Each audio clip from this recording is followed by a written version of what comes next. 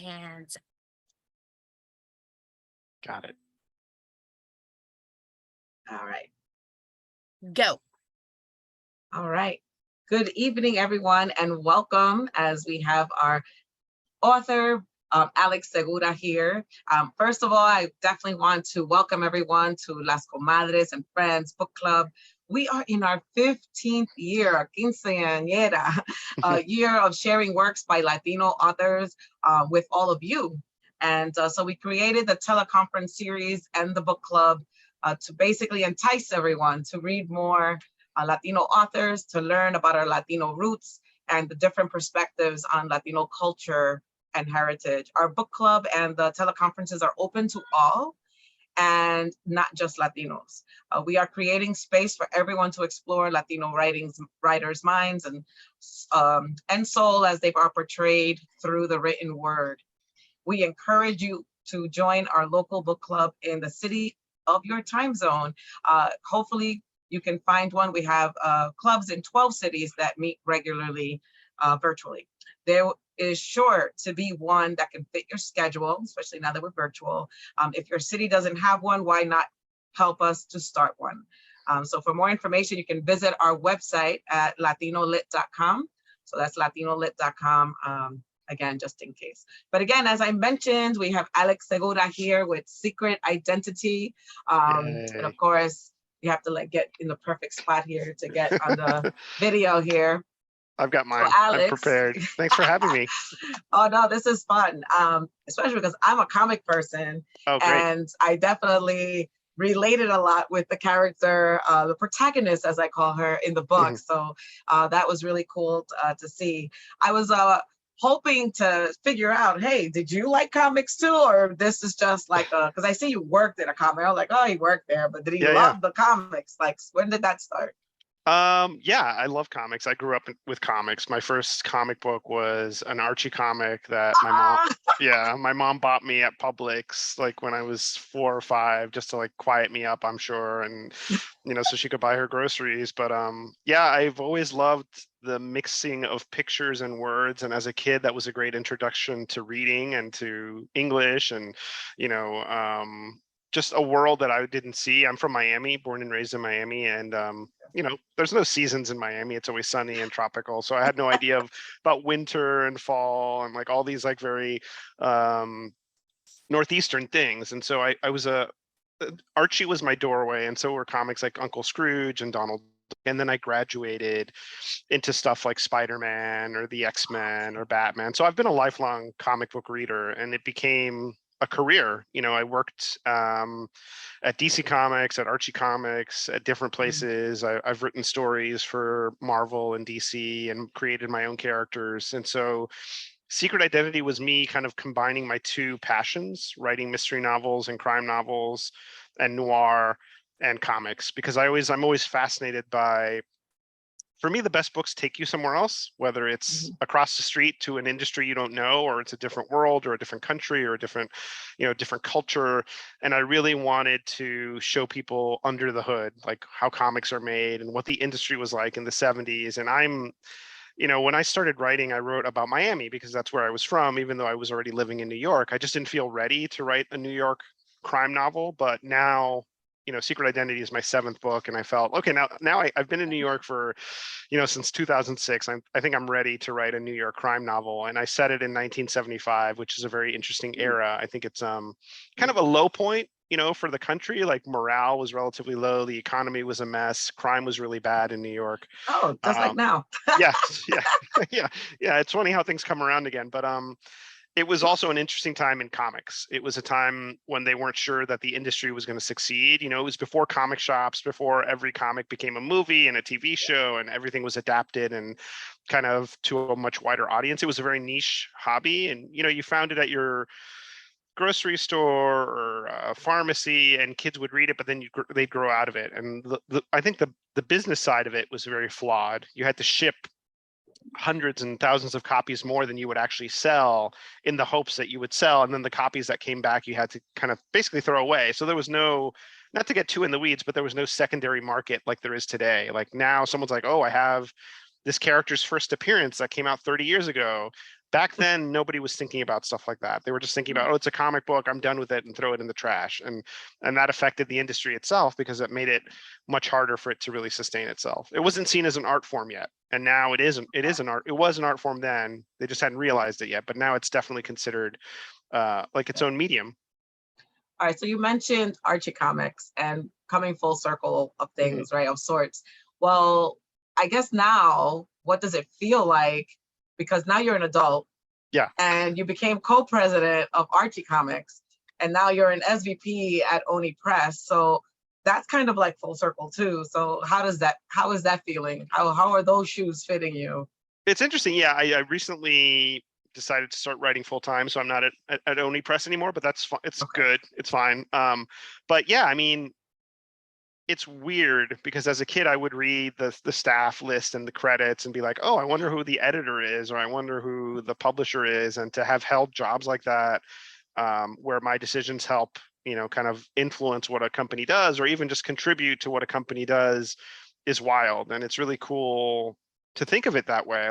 There's this, Marvel puts out this book called Marvel Voices Comunidades, which is a one-shot comic of different Latinx characters written and drawn by Latino and Latina creators. And I got to create a new character.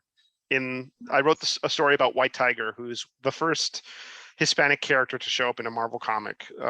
And this version is his younger sister, Eva Ayala, who, has been around for a while, but we got to introduce a new character called Chimera, who's somehow tied into her backstory and is a Latinx character as well. And so that to me is like a real example of what like I was dreaming of as a kid. Like, when I was a kid, I didn't see that many characters like me, like definitely I didn't see any Cubano characters. Every once in a while there would be like a Latino supporting character, but even more rare was seeing them starring in a comic. Like there's a Spider-Man character called Miguel O'Hara, who's Mexican, and he's the Spider-Man of the future, Spider-Man 2099. And I remember when that comic first came out as a kid, I was in middle school, and I was like, oh my God, there's another, I'm not doing it justice, but that sense of identification of seeing yourself in something you love is huge. And so it was really important to me to kind of be part of that and be adding to the mythos in some way. I'm writing this book for Marvel called Araña and Spider-Man 2099, which is the two like Latinx spider characters in one adventure together. And that was a trip because those two characters meant so much to me as a kid, just in terms of identification, and also being like, okay, I could be Spider-Man too. Like it's not just one kind of person that can be a spider hero, And so to write those stories has been really impactful for me as an adult. No, honestly, like when you're growing up, it's like when you have somebody with a mask on, it could be anybody. Yeah. So it doesn't really, it's not defined, right? So yeah. like I went through that Archie era, the Richie Rich era, like the Super Friends. It was like, going through that ladder, and you just identified with the strength or the, the things that you saw yourself, the characteristics that attracted you. So like I could totally For see sure. that. And, I'm just surprised, like you didn't, like you set this book back in 1975 and in New York, but you could have like done something in Miami. I mean, you try to sprinkle it in a little bit, and you mentioned the Cuban character. So like that kind of seeded itself in Miami. Is that because that's where you were comfortable, or like? I mean, I feel like every story, that's a great question, because I could have just done it. She could have just been from New York, and she, but for me, it's like, I feel like I feel a responsibility to connect a lot of my work to my culture, to my hometown. Like even characters I create, comic book superheroes, like a lot of them are Cuban American and a lot of them are from Miami, because I feel like, maybe somewhere there's a Cuban American kid who's reading comics and has that moment of identification and sees themselves in these stories and is like, okay, wow, I can be the star of the show. I can be the protagonist of this superhero story. And with Carmen, I felt I could obviously relate a lot to her story, being someone from Miami who moves to New York to work in comics. Obviously, she did it like decades before I did, but I felt like that was something true in terms of what the narrative I was telling. And so I felt really connected to her in that way. And when she showed up, sometimes characters, you have to build them, you have to kind of piece them together and decide who they are. But for me, Carmen kind of just opened the door and was there. And once I started to put her in the story, it worked so much better. Like I knew big picture what I wanted to do. Comics, 1975, murder mystery. I knew the elements, but I didn't have the character. And I remember being like, if I don't have a character, this book's not going to happen. And then Carmen showed up in a way that I never thought would happen again. Like my PI series, the Pete Fernandez novels, like he just kind of showed up to me in the way that he reminds me of someone I knew in college, like a friend that maybe I knew in college, and you drift apart and then you see them again and you're like, oh, he's kind of a mess. Like, you know, I hope he gets better. And he does get better. And that's kind of the arc of his series. But Carmen was very similar, except I didn't have that. Oh, I knew her, you know, like that personal, like I saw her and she was fully formed. And I was like, you're the lead of this book. And that's just a creative process. I don't overthink it and try to like figure out it wasn't why. going to be Christian or something else. Yeah. So you went with it a was always female Carmen. character. Yeah, Okay. yeah. All right.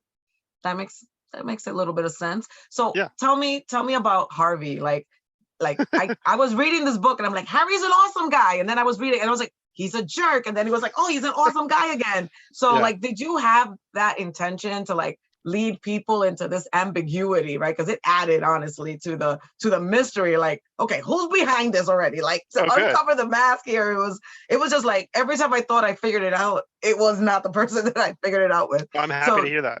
So was he a good guy? Did you want him to be a bad guy? Or did you want him to be a mixture of both? Or you were just trying to be coy and like ambiguous until like the end? That's a good question. And I think you're asking two questions, which is great. One is the mystery itself. Like as a mystery writer, I want the mystery when it's resolved to feel earned. You know, I want someone to get to the end and be like, huh, he left all the clues there and I just didn't get it. Like, so I'm going to go back and read it and kind of see what happened. Or if you did get it, you could say, okay, you know, it was a fun ride. Like I figured out the mystery before I got to the end, but it was such a fun ride that I enjoyed it. And I think part of it is that I've read so many mysteries where, and this is not a diss on anything, sometimes you read a mystery and you're like, oh, it was the person you saw in chapter 2 for 1 second. And that to me as a reader is frustrating. And so I think you're always your first reader. And I would be really frustrated if I wrote a book where the big reveal was, oh, it's Juan who we met it for a second, you know, over here, but he never shows up again and he has no motive to be the killer.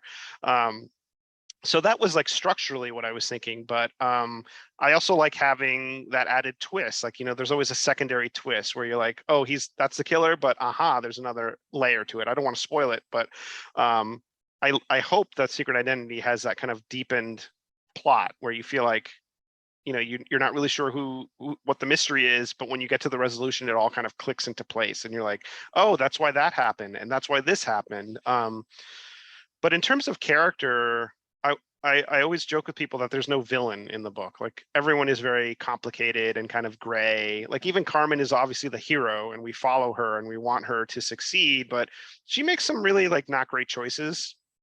Like, you know, she makes some good choices, she makes some bad choices.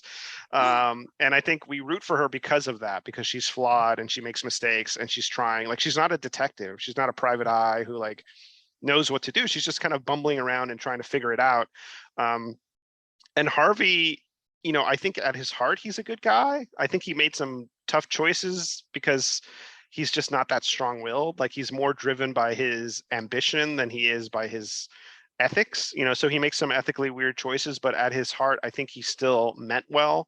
You know, he wanted to do what's right, but he just didn't have the backbone to do it. And that's, I think, relatable to, I think a lot of us have made choices where, you know, we look back and we're like, oh, I could have stood up for myself a little bit better, or I should have done the right thing instead of the kind of right thing, you know. And I think, you know, that's what complicates it for Carmen, that she has this affection for him. Like she likes him, like he's her friend, and she trusted him. She trusted him to do right by her when they created this character, and then to discover that he turned in the scripts with only his name, you know, and all this other stuff that you find out as you read the book, it's really disheartening to her. And it you know, like her levels of interest kind of shift. Like first it was like, I want to find out what happened to my friend. Then it's like, wow, he really screwed me over. I want to like reclaim my character. But as she gets further and further into it, I think he post-mortem redeems himself a little bit. Like you don't feel like he's such a bad guy. You just feel like he's a flawed person. And that to me makes characters more interesting when they feel three-dimensional and like real.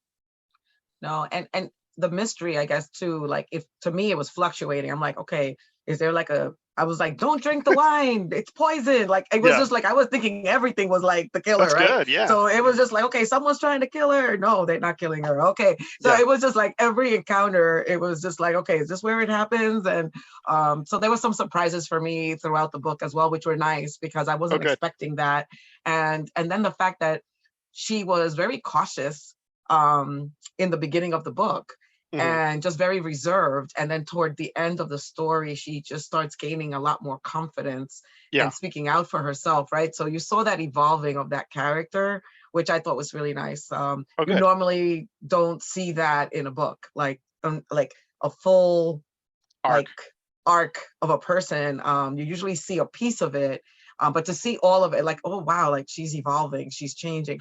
Even her thinking was changing right throughout the storyline. So I thought that was Yeah. pretty interesting on how, the secret identity. I'm like, who's the secret identity? Is it a secret identity? Is the comic character? Is it the people in the book? I'm like, Uh-huh. so it was good because it kept you like guessing, like, what is this? So Oh, good. Yeah. I mean, for me, it's as a reader, I love it when I read a book that shows me a character evolving, like you said. Like the character on page one is completely different from the character at the end of the book, and I wanted Carmen to change and to experience, be affected by her experiences. So by the end of it, without spoiling anything, she's come mhm, to terms with what she's gone through, and she's yeah. decided to take a different path. And it's not necessarily what you would have predicted at the beginning of the book, like where you think, oh, she's going to do this once she solves a mystery.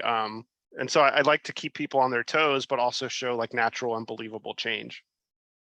All right, so I have a question. Like, there's only a few parts of the book that had comic, like actual strips.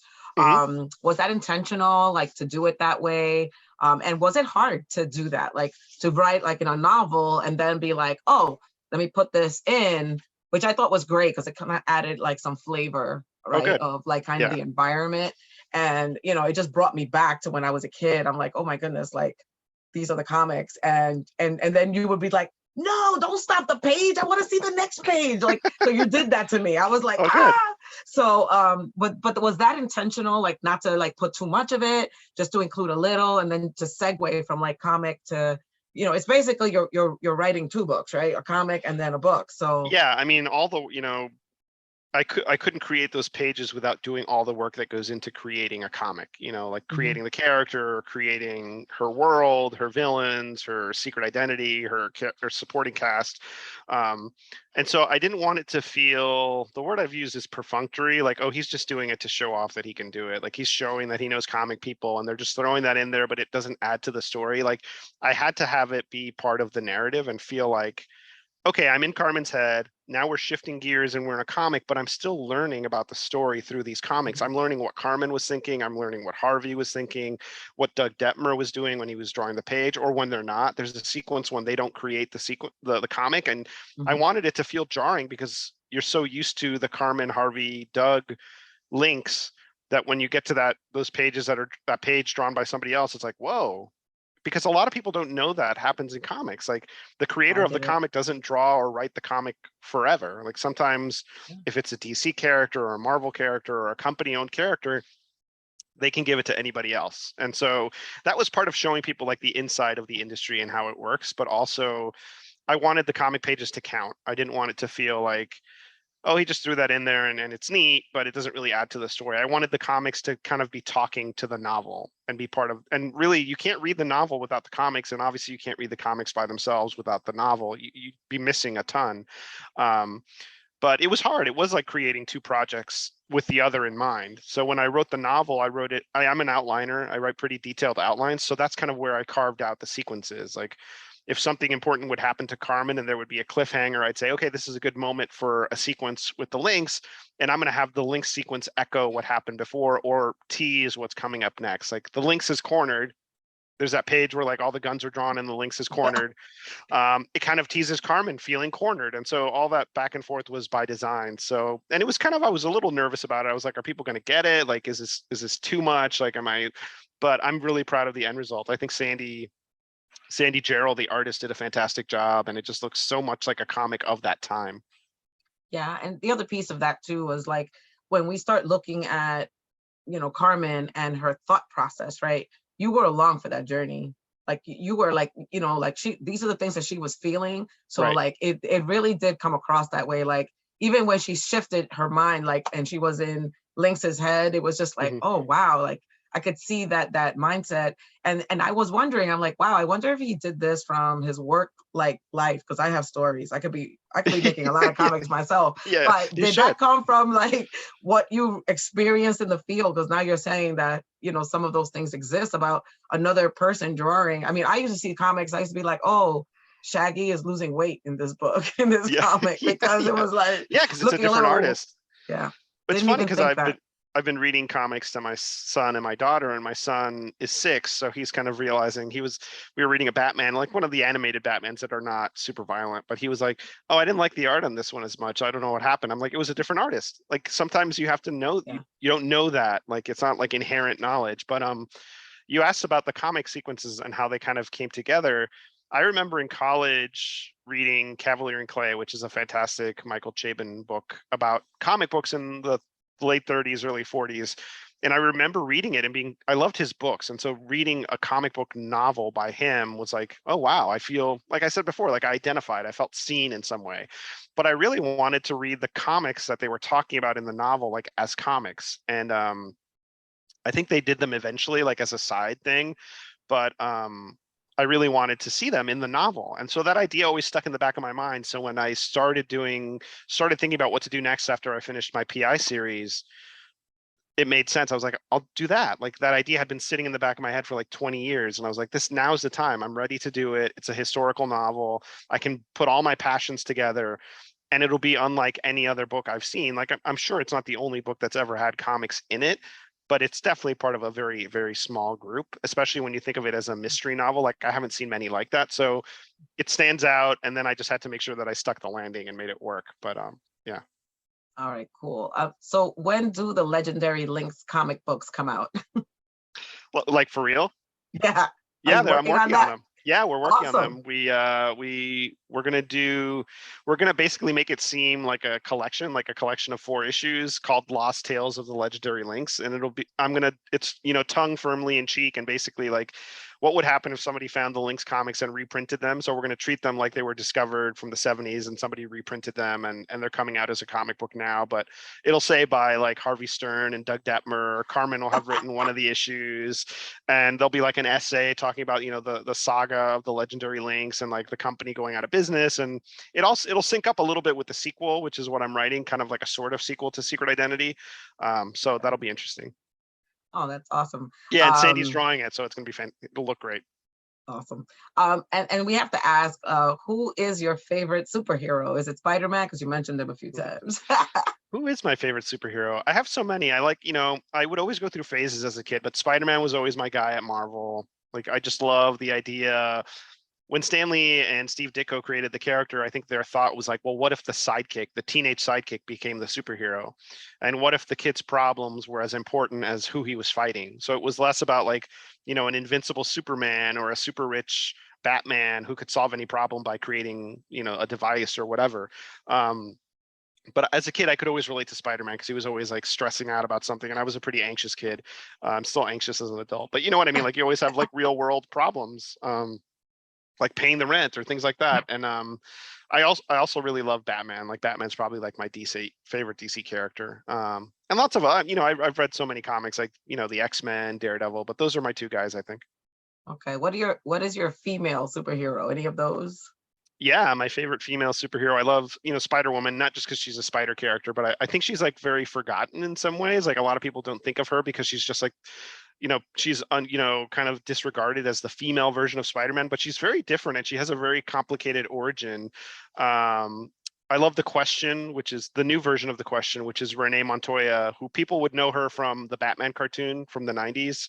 Okay. She's a cop in Gotham City, but then she eventually becomes the Question, which is this like vigilante that she has no face and she wears like a blue fedora.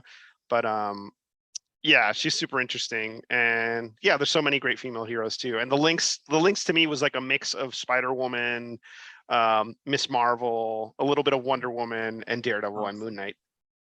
Awesome. No, I love Wonder Woman, Isis. Yeah, she's I don't know if awesome. you remember that. Like I actually did get a comic on ISIS, and I was like, Oh yeah. whoa, somebody actually wrote this.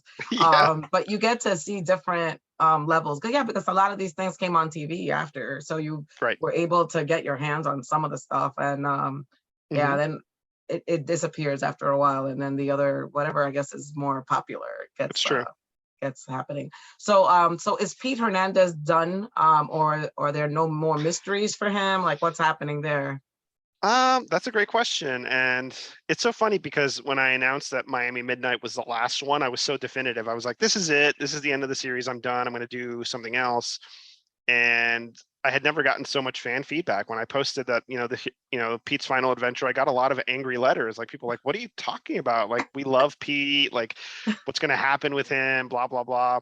So I've kind of shifted, not because, not just because of that, but I'm waiting. If a story pops into my mind and I feel like it's got to be a Pete story, then he'll come back. But I also kind of put him through hell. Like every book he got beat up pretty bad. He's heartbreak, like, he was a, recovering alcoholic, like just a lot of misery in his life. And so I ended, without spoiling the series, Miami Midnight ends on kind of a positive note. He's settling down a little bit. He's starting his private eye business. And I always wanted the series to be the origin of him as a private eye. Like what gets him from being this absolute mess to becoming, a private eye, like in the vein of like Philip Marlowe or Matt Scudder or these classic like private eye characters. So we got him there. And I think whatever happens next will be very different from what people expect. And it won't be like just here's book 6 and it picks up right after. I think something will have changed, but I'm excited for that idea to strike I'm at going to some give you point. an idea. Okay. You have Pete. Well, you know how we have the millennials, and then you have Yeah. Generation X, the what I feel is the forgotten generation. So we can see where a millennial's coming in, and Pete comes out of the ashes, and he happens to be the one to solve the crime, right? Because he finds something pivotal that will help the millennial. Because I think right now there needs to be that gap that unites like that older comic generation with the younger comic generation. So I think that might be a good generational story saga. there. Yeah, like you have, because you grow up with like, I don't know, I also watch a lot of CSI now and all that, but you grow up into these like trying to figure stuff out, and you like those kind of shows, like you grow up, and then if you have a character who's been through hell, it's almost like Rocky, right? They're up to like Rocky 99, like the guy was always coming back and fighting somebody else, and then it was just like, this is definitely the last one, and no, there was still yet another one. So like having him come back on that level, would not be bad, but you could also make him instrumental.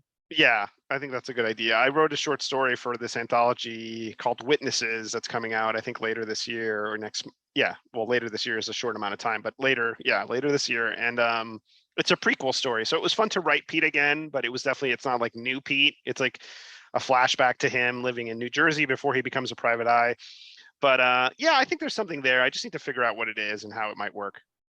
All right. Yeah, no, I've seen a lot of prequels also happen with different movies, right? Like Star Wars and things like that. So a lot of those things are probably going to influence you there. But you mentioned a few things you're working on. So give a recap, like what are the projects you're working on so that we can have our readers like looking out for these things? Yeah, so first and foremost, I'm working on a book called Alter Ego, which is set in the modern day, and it's kind of the other side of the coin of Secret Identity. So it follows a new protagonist who is a comic book artist, but she's left comics. She's working as a storyboard artist for film. So she's got a lucrative career. She's happy. She's got a 11 or 12-year-old daughter. She's settled in her life, but she still has this soft spot for this one character that she grew up loving as a kid. And so when this company, Triumph Entertainment, comes out of the woodwork and offers her the chance to write and draw a new Lynx comic, she can't say no, because this is the character that she's always wanted to work on. And so it brings her back to comics, but she starts to learn more and more about just what went into the creation of the Lynx, and how maybe the company that is asking her to work on this character might not have a claim on who this character, on the character. They may have not created the character. It ties into a murder that happens. Obviously, it's a murder mystery. So, and I think it ties in there's a direct connection to Secret Identity, but you don't have to have read Secret Identity to like jump into alter ego and know what's going on. And it'll be a murder mystery set in modern day comics with comic book sequences as well, featuring the links, except it'll be the comics that the new protagonist is drawing, because even before she gets the assignment, she draws these comics as a fan. Like between storyboarding gigs, she's like, wow, I wish I could be doing Link's comics. And so she's like doodling and creating them. So she gets the gig and she's like, well, I have this. And it kind of, that's what you start seeing in between the chapters. So Sandy is done with the art from that part, and I'm finishing up the novel. In terms of other stuff, this Araña Spider-Man 2099 Dark Tomorrow, it's a YA novel set in Marvel Comics, and it's about Anya Corazon, who's a superhero, a relatively new superhero in the story, but in Marvel she's been around for a while. But in the story, it's the beginning of her career, and she somehow crosses paths with Miguel O'Hara, who's the future Spider-Man, who's a much older hero, but he's kind of given up being Spider-Man. And so they're kind of teaching each other as they try to fight this big universe threatening menace. And so she's learning how to be a hero from him, and he's learning how to be a hero from her, like someone who can still see like, wow, this is cool to be helpful. And he's like become a more jaded kind of resigned figure. What other stuff am I working on? I'm working on that White Tiger story just came out in Marvel Voices Comunidades. I've got a Superman story in a comic called Superman Return of Kal-El. So the main Superman is coming back to the DC universe, and I got to write one of the stories along with a bunch of other great writers. And just a bunch of stuff. I have a comic on this platform called Zest World called The Awakened, and it's like a superhero noir murder mystery that is kind of like, what if there was a murder mystery in an Avengers type team, and it's got a Latinx lead character, and she's kind of like the executive director of the team, not a superhero, but she has to make a tough choice and become a superhero to solve the murder of her mentor. I think that's a lot. So there's more stuff. That's Those awesome. are the big ones. Yeah. So what is your social media like? Where do you live, like, to get these things out, and like what is your handle there so that the viewers can follow you? Yeah, everything's on my website, alexsegura.com. Okay. I'm on Twitter at @Alex_Segura, and on Instagram, Alex Segura Jr. I also have a Facebook page, Alex Segura Official. Okay, sweet. So you heard it here, folks. You can definitely follow Alex, and definitely keep an eye out for his future projects. I'm definitely looking forward to your book after Secret Identity, because now I want to see what you're gonna do. And Carmen shows up. She shows up. I hope so, because you didn't kill her off. So you're like, she'll just be a little older. So Tess, did you have any other questions, or Maria, before we wrap this up? Yeah, Alex. Hi, I'm Tess. I'm the submissions coordinator. Hi there. How do you work switching when you seem like you have a lot of projects going? How do you switch? What kind of discipline do you have that you can switch to many different things? How does that work for you? It's hard. I mean, it's about finding like a balance, but also comics can be written a little faster. Like, it's a different part of my brain. It's more like putting a puzzle together. Like, a script is different from writing a novel. For me, the novel is always like the alpha project. Like, that's the main thing I'm working towards and thinking about and obsessing, and kind of like making music playlists and just like thinking about all the time.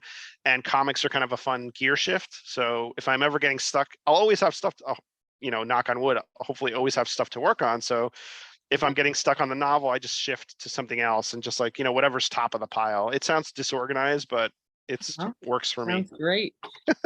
Good luck with everything. Thank you. Thanks for having me. Oh, you're very welcome. Maria was commenting. She's like, I don't know Spider-Woman. Got to read more comics. Spider-Woman's awesome. Yeah, she's cool. I was like, Maria, it's Spider-Woman. I know Batgirl. Batgirl's great too. Yeah, that's true. And she's like, Pete needs to make a comeback. So she's also on the Pete bandwagon. I know. He needs to come back from the book stacks. Yeah, we'll figure it out. We'll find a way for him to get back. All right, awesome. Well, Maria, you want to close us out? We just want to say thank you to Alex for being here with us tonight. Thanks for having me. To all our readers. And as always, read Latino Lit. Have a good night, everyone. Thanks, everybody. Thank you. Right. Thank you. Take care. Take care. Bye. Bye-bye.